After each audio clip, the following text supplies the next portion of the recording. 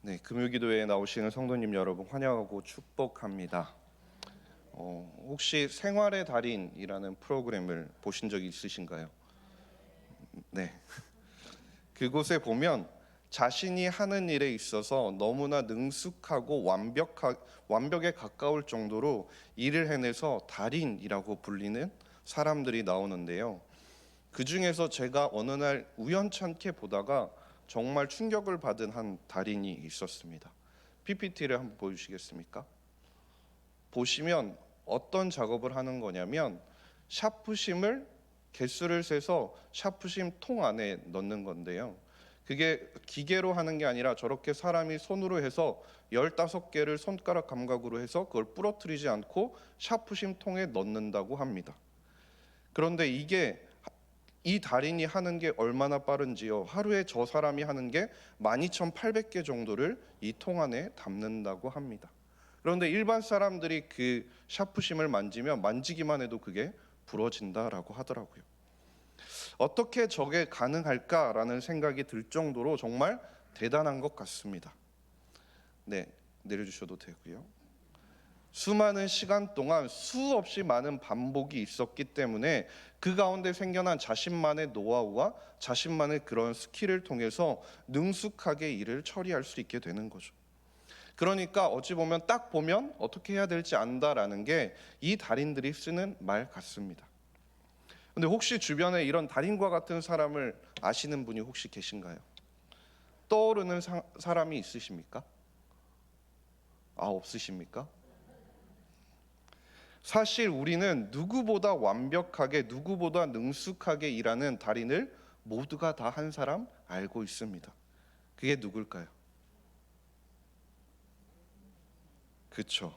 조금 더 가서 바로 하나님이십니다. 하나님이 어떤 분야의 달인이신가요?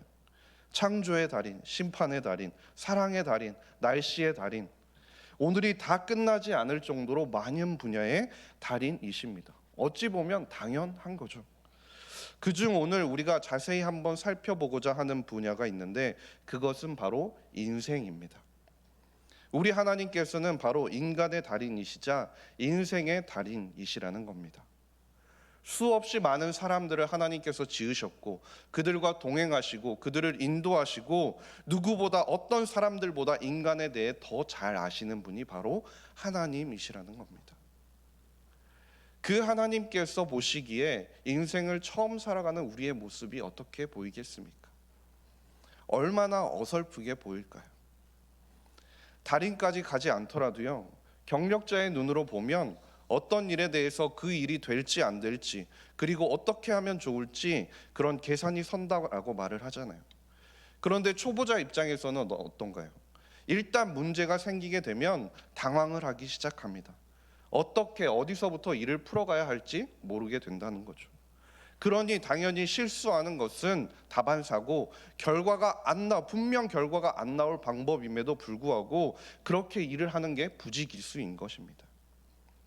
인간의 달인이신 하나님의 눈으로 본 아브람과 사레의 모습도 마찬가지였다는 거죠. 하나님께서는 창세기 15장 4절 말씀에 내 몸에서 날 자가 내 상속자가 되리라 말씀하셨습니다. 쉽게 이야기하면 상속자가 될 아이는 분명 아브라함의 DNA, 즉 아브라함의 유전자를 가지고 있을 거라는 말이죠. 주님은 심지어 엄숙한 언약의 예식을 통해서 자신의 약속을 그들에게 확인시켜 주셨습니다. 그런데 여기서 아브라함과 사레가 딜레마에 빠지게 되는데요.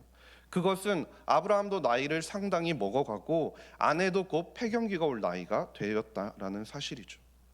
사레가 임신을 할 수 없게 된다면 하나님의 약속이 실현되는 과정 가운데 문제가 생기는 것 아니겠습니까? 사레의 태가 죽어버린다거나 또는 사레가 나이가 많아서 죽어버리면 하나님의 약속이 무슨 소용이 있겠냐라는 것이죠. 심지어 아브라함은 그의 믿음의 여정 가운데 여기서 이 지점에서만 수년을 기다렸습니다. 오늘 말씀을 보면 거의 10년의 세월을 기다려야 했다라는 것이죠.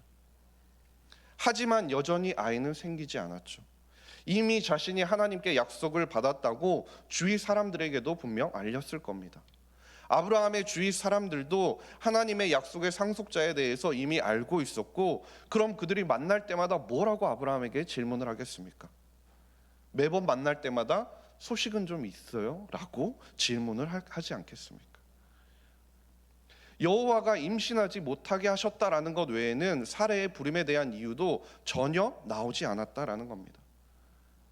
아브라함은 차지하고서라도 사레의 입장에서 보면 더 이상 기다리는 것도 못할 노릇이고, 주변의 시선의 불편함을 느끼는 것도 그만하고 싶었을 겁니다. 어떻게든 하나님의 약속을 이루어지게 하려고 주도적으로 무언가 이제 내가 해야 될 때가 아닌가라는 그 압박감을 느꼈을 것이라는 거죠. 그리고 이 상황에서 사레가 할 수 있는 행동은 매우 제한적이었다라는 것입니다. 요즘 시대라면 조금 상황이 달라서 사례의 입장에서 해볼 수 있는 상황이, 선택지는 더 많았겠죠.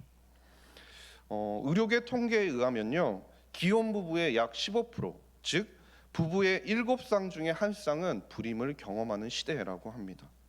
우리 주변만 살펴보더라도요, 아이가 없어서 힘들어하는 가정이 생각보다 많은 것을 볼 수 있습니다. 그런데 이 자녀가 없다라는 것은 단순히 심리적으로 허전함에서 끝나는 것이 아니더라고요.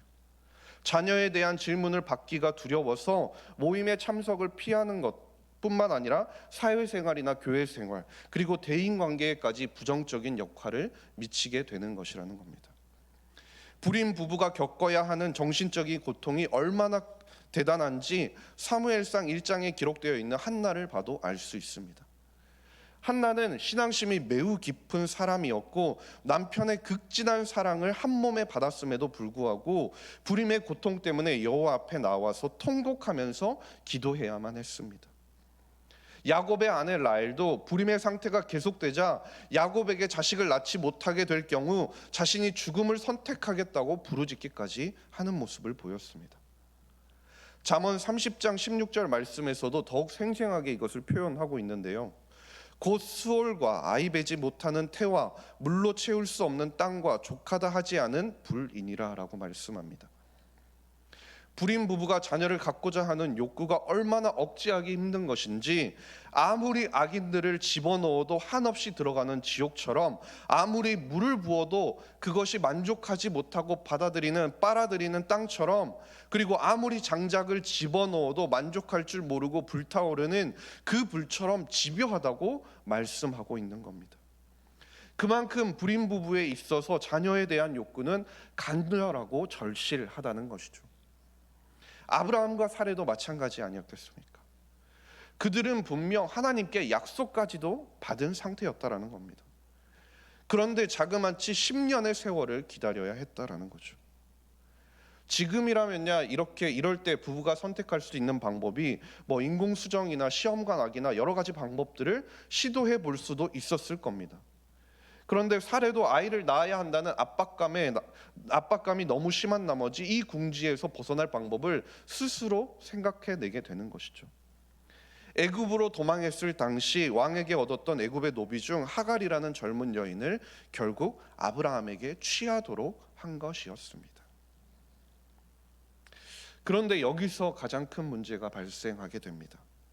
그것은 이러한 일을 진행해 가는 과정 가운데 아브라함과 사레 그 누구도 주님께 묻지 않았다라는 사실입니다.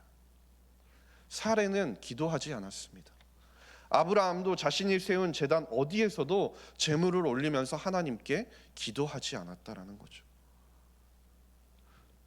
주님 앞에 나아가서 이제 나이가 많아서 이제 너무 힘이 듭니다. 하나님, 이제 희망도 더 간직하기 힘듭니다. 아이를 가질 하나의 방법이 저희에게 생각이 났는데 하나님, 이게 주님이 허락하실지 우리가 궁금합니다 라고 하나님께 물어보기라도 했다면 어떠했을까요? 우리가 신입으로서 사회생활을 하다 보면 말이죠, 윗선임들로부터 종종 듣게 되는 말이 있습니다. 그게 무엇일 것 같으십니까? 뭐라고 많이 할까요? 모르면 제발 물어보고 해라 라는 말이죠. 마찬가지입니다.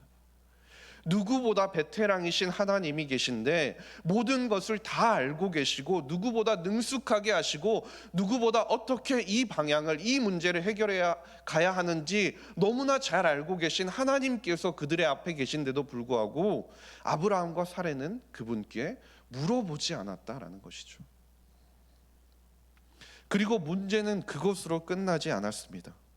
2절 말씀을 보시게 되면 사레가 아브라함에게 이르되 여호와께서 내 출산을 허락하지 아니하셨으니 원하건대 내 여종에게 들어가라. 내가 혹 그로 말미암아 자녀를 얻을까 하노라 하매 아브라함이 사레의 말을 들으니라.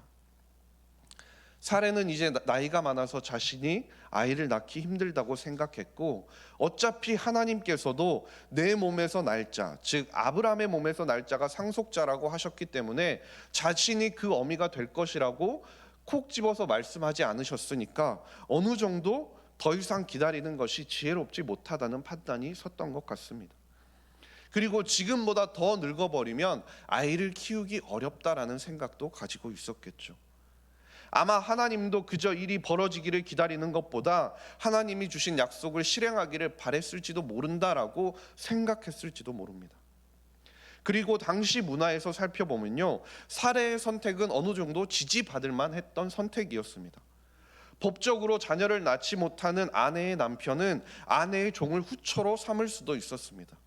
성경학자의 말을 빌리자면 아내의 종이 후처를 들여서 아이를 낳아도 그 아이가 본처의 아이로 지정할 수 있었다라는 겁니다. 그렇게 하갈이 바로 임신을 하게 되죠. 이 상황에서 아브라함과 사레가 어떤 말을 주고받았을 것 같으십니까? 합리화라는 말이 있는데요, 그것은 무엇이냐면 한 사람의 행위에 대해서 스스로는 타당하다고 생각하지만 정확하지 않은 이유를 대는 것을 말해서 바로 합리화한다라고 말하는 겁니다. 이 합리화의 관점에서 두 사람의 대화를 생각해 보십시오. 사라가 아브라함에게 이야기했겠죠. 주님이 우리의 결정을 이렇게 축복해 주시다니 놀랍지 않습니까? 주님이 허락하지 않으셨다면 하갈이 임신하지 않으셨을 텐데 하나님께서 허락하셨기 때문에 하갈이 이렇게 임신해서 우리가 아이를 가질 수 있게 되었다라고 자신들 스스로 자화자찬하고 있었을지도 모른다라는 겁니다. 그런데 말입니다, 우리가 무엇을 지나치게 원하게 되면 말이죠, 하나님이 허락하셨다라는 그 증거를 어디에서도 만들어낼 수 있는 법이라는 겁니다. 자신의 방법을, 자신들이 생각해낸 계획과 그 방향을 하나님께서 원하시고 허락하신 방법이었다고 끊임없이 합리화했다라는 것이죠. 성경을 보십시오. 이스마엘이 태어나자 아브라함은 86세가 되었습니다. 그리고 나서 이삭이 출생했을 때 아브라함의 나이가 몇 세가 되었습니까? 아브라함은 100세가 되었습니다. 즉 아브라함과 사레는 자신들의 계획에 맞추어서 하나님의 뜻을 조금 더 당겨보려고 자신들이 서두르기를 원했지만 그들은 그 이후로도 14년 동안 하나님의 침묵을 기다려야 했다라는 것입니다. 이스마엘이 태어나자 자신들에게 아이가 없음이, 즉 상속자가 없음이 더 이상 장애가 아니라고 그들은 생각했고 자신들이 생각해내고 실행했던 방법이 하나님의 언약을 성취하는 데 있어서 만들어냈던 장애물들을 없앴다라고 그들은 생각했을지도 모릅니다. 그런데 아브라함과 사레는 자신들이 그 장애물을 뛰어넘었다라고 생각하는 그 순간에 또 다른 장애물을 만들어내고 말았다라는 사실입니다. 인간의 달인이신 하나님께서 보시기에 아브라함과 사레의 선택이 어떻게 보였겠습니까?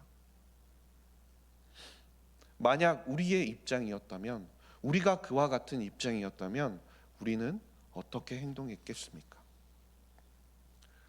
우리도 지금 아브라함과 같은 곤경에 처해 있을지 모릅니다. 모양과 환경은 분명 다를 수 있지만 각자가 처해 있는 어려움은 분명 있다라는 것이죠. 그리고 우리는 그때 주님께 기도합니다. 주님, 서둘러 주십시오. 지금 당장 응답이 이루어지기를 간절히 원합니다. 하나님의 축복이 지금 당장 우리에게 필요합니다라고 말이죠. 우리는 충분히 기다렸다고 생각하고 그 기다림이 고단해서 이제 충분히 기다렸으니 앞으로 나아갈 때라고 우리는 생각할 수 있다는 겁니다. 그렇기 때문에 우리가 그러한 상황 가운데서 처하기 쉬운 가장 큰 유혹은 주님이 아무 일도 하지 않으시고 침묵하고 계시니 우리가 스스로 일해야겠다라고 생각하는 것입니다. 어찌 보면 기다림이 이제 지긋지긋할 정도가 되니까요. 그러다 보면 어떤 일들이 일어납니까?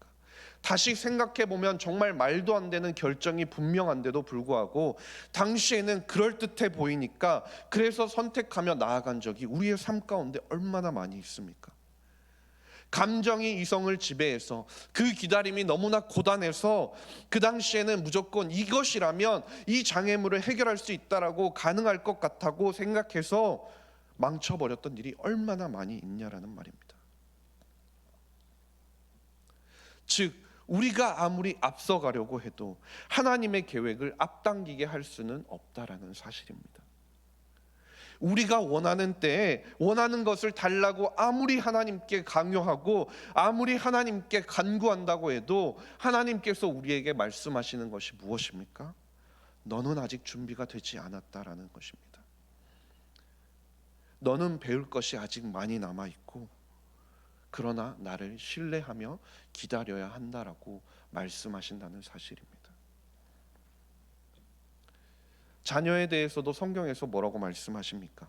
시편 128편 3절 말씀을 보면 내 집 안방에 있는 내 아내는 결실한 포도나무 같으며 내 식탁에 둘러앉은 자식들은 어린 감람나무 같으리로다 라고 말씀합니다. 그리고 이어지는 4절 말씀을 보시면 이것이 여호와를 경외하는 자가 받을 복이라고 말씀하시는 거죠. 창세기 2장 24절 말씀을 보면요, 남자가 부모를 떠나 아내와 연합하는 것만으로도 이미 한 몸이 된 것이라고 말씀하십니다. 즉 이 자체만으로도 하나님께서 의도하신 가정의 완성이 이루어졌다라는 것이죠. 절대 그것 가운데 부족한 것이 아니라는 겁니다. 그렇다면 자녀는 어떤 의미일까요? 이미 한 몸이 된 부부가 서로 사랑하는 가운데서 찾아오는 열매라는 것이죠. 이 열매는 말입니다, 인간은 전혀 간섭할 수 없는 오직 하나님의 섭리로밖에 표현될 수 없는 신비로운 과정을 통해서 하나님께서 주어지는 하나님의 선물이라는 것입니다. 인간이 간섭할 수 있는 것은 단 하나도 없다라는 것이죠. 그래서 이사야 45장 9절과 10절 말씀에도 이렇게 말씀하는데요, 질그릇 조각 중 한 조각 같은 자가 자기를 지으신 이와 더불어 다툴진대 화 있을진저 진흙이 토기장이에게 너는 무엇을 만드느냐, 또는 내가 만든 것이 그의 손이 없다 말할 수 있겠느냐. 아버지에게는 무엇을 낳았소 하고 묻고 어머니에게는 무엇을 낳으려고 해산의 수고를 하였소 하고 묻는 자는 화 있을진저라고 말씀합니다. 즉 우리는 우리를 만드신 하나님께 우리를 왜 이렇게 만들었냐고 탓할 수가 없다라는 것입니다. 바꿔 말하면 하나님께서 허락하시 않은 일을 자신의 욕구를 앞세워서 과도하게 추구하는 것도 결국 하나님의 뜻을 거스르는 죄가 될 수 있다라는 것입니다. 오늘 인공출산이나 그런 관련 기술들을 가운데서 가지고 있는 윤리적인 문제들이나 성경적이지 않은 문제들을 차지하고서라도 말이죠, 우리가 가져야 할 가장 기본적인 인식은 자녀는 하나님께서 주신 것이라는 겁니다. 하나님의 선물이라는 것이죠. 불임치료가 전혀 나쁜 것은 아니지만 아이를 갖기 위해서 무슨 짓이라도 해야 한다는 것은 기독교적인 입장이 아니라는 것입니다. 기다리는 것이 얼마나 어려운 일인 줄은 압니다. 돌아가는 것이 세월을 낭비하는 것 같음도 동감할 만합니다. 곁길로 벗어나 버리면 실패한 것 같고 비정상적인 것처럼 보일 때가 있다는 것도, 그럴 수 있다는 것도 잘 압니다. 사례에게 있어서는 할 수 있는 선택이 제한적이었다라는 것도 이해가 가기도 합니다. 그러나 하나님의 언약의 아이를 가져야 한다는 그 결과의 사례가 너무 몰두한 나머지 자신에게 하나님을 더욱 의지하며 하나님을 기다림으로 인내를 훈련하는 선택지가 있다는 것을 사레와 아브라함은 잊어버리고 있었다라는 것입니다. 하나님은 주권과 섭리 속에서 역사하시는 분이시기 때문에 우리의 경험들과 우리의 어떠한 시간도 낭비하게 하지 않으시는 분이시라는 사실입니다. 어떠한 상황 속에서도 하나님께서는 우리가 그분을 섬길 수 있도록 우리를 빚어가고 계신다라는 것이죠. 무슨 뜻입니까? 우리가 삶에 있어서 우리의 문제가 있어서 우리가 급한 마음이 들 때 하나님께서 우리의 문제에 있어서 빨리 일하시기를 원할 때 우리는 그 순간 제동을 걸어야 한다라는 겁니다. 속도를 늦추고 그 상황에서 잠시 벗어나 하나님 앞에 기도할 수 있어야 한다라는 것이죠. 우리가 불안해진다는 것은 어떤 행동을 지금 당장 하고 싶어서 못 견뎌 한다는 것은 말입니다. 사실 계속해서 하나님께 간구해야 할 필요성이 있다는 것을 보여주는 반증이라는 것입니다. 그때 우리가 더욱더 하나님 앞에 나아갈 때라는 것이죠. 우리의 영혼이 잠잠하고 하나님의 주권적인 다스리심이 우리의 걱정을 몰아내고 성령의 온화하신 부르심 가운데 우리가 온전히 반응할 수 있을 때 우리는 최상의 결정을 내릴 수 있게 되는 것입니다. 그렇기 때문에 우리의 불안이 찾아올 때, 우리의 마음이 격동할 때, 우리의 감정이 우리의 이성을 지배하고 우리의 행동으로 나타나려고 할 때, 그때 우리는 더욱더 기도하면서 온전히 하나님 앞에 나의 그 모든 것을 표현할 수 있는 기회로 삼아야 한다라는 것입니다. 하나님께 더 인내하게 해달라고, 더 지혜롭고 더 자제할 수 있게 해달라고 간구할 수 있기를 소망합니다. 우리의 삶을 하나님 앞에 맡긴다는 것, 하나님께 맡긴다는 것은요, 내가 하다 해보고 모든 것을 다 해봐서 안 되니까 그냥 하나님께 떠넘겨 버린다는 뜻이 아닙니다. 내 노력이나 내 책임을 회피하겠다라는 뜻도 아닙니다. 그것은 하나님 중심으로 인생을 살겠다라는 것이고 하나님의 다스림을 받는 인생을 살겠다라는 다짐입니다. 내가 인생의 계획을 다 세워놓고 그것을 이루기 위해서 하나님을 이용하며 살아가는 것이 아니라 하나님의 뜻이 무엇인지를 분별하고 거기에 내 인생을 맞추어가는 것이라는 겁니다. 나의 욕심을 위해서 하나님을 이용하는 것이 아니라 하나님께서 주시는 사명을 위해서 나를 드리는 삶을 살아가는 것을 말하는 것입니다. 모든 것을 주님께 맡겼다고 해서 그냥 모든 것을 손 놓고 가만히 두고 보고 있겠다라는 것은 아닙니다. 모든 것에 최선을 다하지만 결과에 대해서 내가 책임지지 않겠다라는 것이죠. 우리가 조급해지는 이유가 무엇입니까? 초조해지고 두려워지는 마음이 드는 이유가 무엇입니까? 반드시 내가 생각하는 원하는 결과를 내야 한다고 생각하고 우리가 스스로 그 결과에 대해서 책임을 져야 한다고 생각하기 때문에 우리가 조급해지는 것입니다. 믿음의 반대말이 무엇인 줄 아십니까? 바로 두려움이라는 것입니다.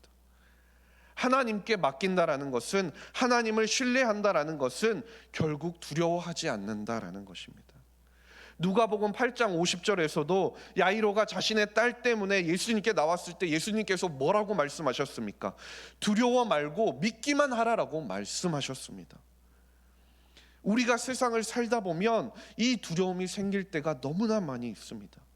결과가 어떻게 나올지 모르기 때문에, 걸어가는 길 가운데 한 치 앞도 알 수 없기 때문에 두려움이 몰려오는 순간이 너무나 많이 있다라는 겁니다. 내 인생이 이대로 가다가 끝이 나는 것이 아닌가 하는 생각이 들기도 하고요. 하나님이 정말 나를 사랑하시는 것인가, 혹시 나를 미워하시는 것이 아닌가라는 생각이 들 때도 너무나 많이 있다라는 것입니다. 우리는 인생의 초보이기 때문에 이런저런 두려움이 몰려오는 것은 어찌 보면 당연한 것이라는 거죠. 그럴 때 하나님을 의지하는 것, 하나님께 나의 두려움까지도 내려놓고 하나님을 신뢰하는 것, 그것이 우리의 삶을 온전히 주님께 맡기는 것입니다. 내가 모든 것을 주님께 맡긴다면 어떤 결과가 나오더라도 그 결과마저도 우리는 용납할 수 있게 된다라는 것입니다. 모든 결과로부터 오는 염려가 없어지게 되고 어떠한 결과로부터 자유해지는 삶이 되는 것, 그것이 하나님께 우리의 삶을 맡긴다는 것의 놀라운 능력이라는 것입니다. 그 맡긴다라는 것, 그것은 내 할 일을 안 한다라는 것이 아니라 나를 나보다 더 잘 아는 하나님을 신뢰하며 살아간다라는 것입니다. 하나님을 신뢰하니 자연히 하나님의 말씀 또한 존귀하게 여길 수밖에 없게 되고, 하나님의 주권을 인정하면서 말씀이 나를 이끌어가는 대로 살아가며 그 말씀이 나의 삶을 통해 드러날 수 있도록 살아가는 삶을 살아가게 된다는 겁니다. 왜냐하면 하나님께서는 말씀을 통해서도 우리에게 끊임없이 보여주시지 않습니까? 로마서 8장 28절 말씀에 우리가 알거니와 하나님을 사랑하는 자 곧 그의 뜻대로 부르심을 입은 자들에게는 모든 것이 합력하여 선을 이루느니라. 에레미야 29장 11절 말씀에도 여호와의 말씀이니라 너희를 향한 나의 생각을 내가 하나니 평안이요 재앙이 아니니라 너희에게 미래와 희망을 주는 것이니라. 하나님께서 우리에게 무엇을 주신다 말씀합니까? 평안과 미래와 희망을 주신다고 말씀하고 있는 것입니다. 우리는 결코 이해할 수 없고 절망스러운 상황 속에서도 모든 것이 하나님의 선하신 계획과 그 섭리 가운데 움직이고 있음을 반드시 믿으시기를 바랍니다. 그 안에 좋은 일만 있는 것이 아닙니다. 어렵고 힘든 일, 아니 죽을 것 같이 느껴지는 일, 어떨 때는 도저히 가망이 없어 보이는 일 등이 모든 것이 포함되어 있다라는 사실입니다. 그러나 그 모든 일, 우리의 모든 삶을 하나님이 선하시고 기뻐하시고 온전하신 뜻 안에서 이루어지고 있음을 반드시 기억하면서 오늘도 우리를 빚어가고 계신 주님의 그 손길을 신뢰하며 살아가는 저와 모든 성도님들이 될 수 있기를 주님의 이름으로 간절히 소망합니다. 기도하겠습니다. 하나님 아버지 감사합니다. 오늘도 우리를 예배의 자리로 불러주시고 주님의 은혜를 기억하게 하시니 감사드립니다. 아브라함과 사라의 모습을 통해 혹여 우리가 나의 조급함으로 인하여 하나님께서 원하시는 모습이 아닌 다른 곳을 향하여 달려가고 있는 것은 아닌지 돌아보게 하여 주시옵소서. 어딘가에 도착하기 위해 급하게 달려가는 인생이 아니라 하나님께 귀하게 쓰임받을 수 있도록 다듬어져가는 저와 모든 성도님들이 되게 하여 주시옵소서. 이 시간 기도의 제목들을 가지고 하나님께 기도하며 나아가고자 합니다. 주님의 선하심을 의지하며 기도할 때 주님께서 응답하여 주시고 우리의 나아갈 바를 깨닫게 하여 주시옵소서. 감사드리며 모든 말씀 우리 구주 예수 그리스도의 이름으로 기도드렸습니다. 아멘.